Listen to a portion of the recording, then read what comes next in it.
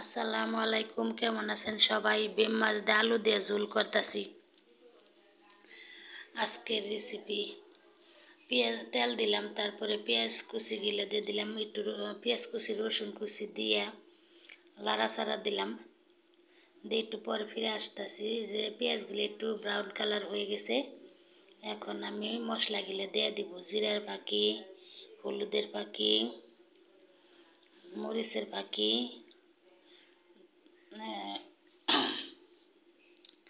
সবগুলো একসাথে দিয়ে নাড়াচাড়া দিয়ে মরিচগুলো একটু কষাই নিব।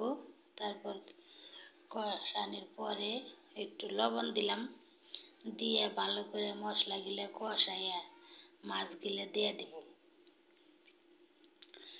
মাছগুলো দিয়ে দিব।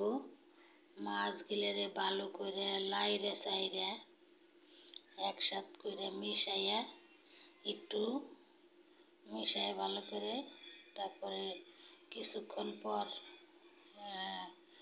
ঢাকনা দিয়ে ঢেকে দেব। একটু পরে কিছুক্ষণ পর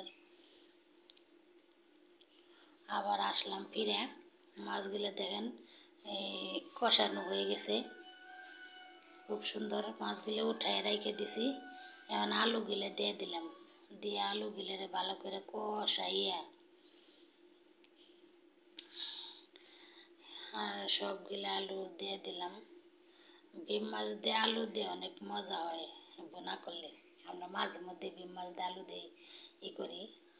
আলুগুলো ভালো করে লাইরে সাইরে ভালো করে কষায় নিব, তারপরে আলুগুলো দিয়ে দিব, একশো বিম মাছগুলো আলুগুলোর ভিতরে দিয়ে দিব, দিয়ে এই যে আমার তরকারি কষানো হয়ে গেছে গা, পানি দিলাম,